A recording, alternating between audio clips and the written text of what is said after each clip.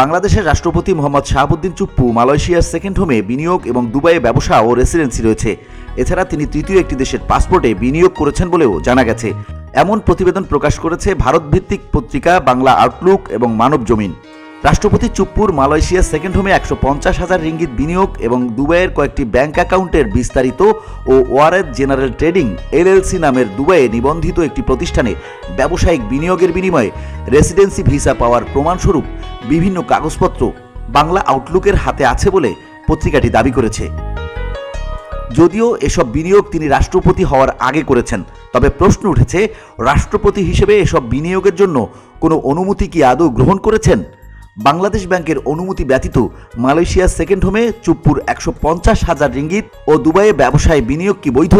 তিনি যদি আনুগত্য মেনে অর্থের বিনিময়ে তৃতীয় একটি দেশে পাসপোর্টও গ্রহণ করে থাকেন, তাহলে কি বাংলাদেশের রাষ্ট্রপতি হিসেবে বহাল থাকা তার পক্ষে সম্ভব হবে?